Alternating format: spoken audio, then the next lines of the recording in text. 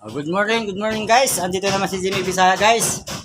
Dito ako ngayon guys sa Oro ko pa San Pedro 9.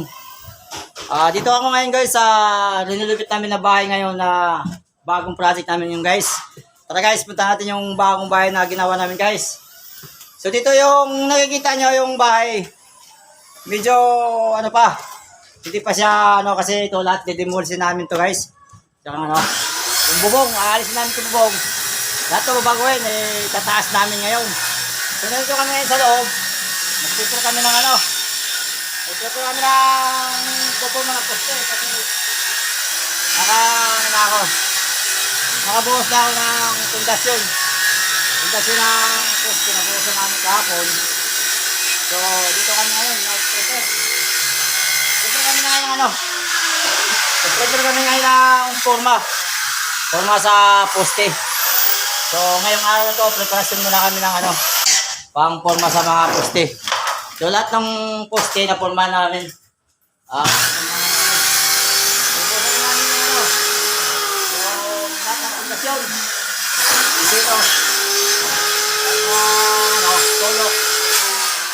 So nakikita nyo, medyo masakal pa siya ang ano, ang loob.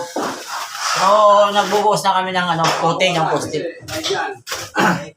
So yung ibabaw, hindi natin yung ibabaw kasi i-demolish pa natin yung bubong. Kasi i-set floor natin tong bahay ngayon. Kaya ito, kaya hindi pa namin natanggal yung bubong kasi medyo ulan. Unahin muna namin yung forma ng kulong. Para pag nabuhusan namin yung poste, saka namin i-demolish yung ano, yung bubong. So, nakita nyo ngayon, nag-prepare kami ng ano, ng forma sa kulong. So, ayan sa mga kasama ko na i-install sila ngayon. So, yun lang muna yung i-update ko ngayon sa aking guys, sa aking YouTube channel. So, thank you guys. Maraming salamat sa inyong pagpunod guys. Magandang araw ng Sabado. Thank you.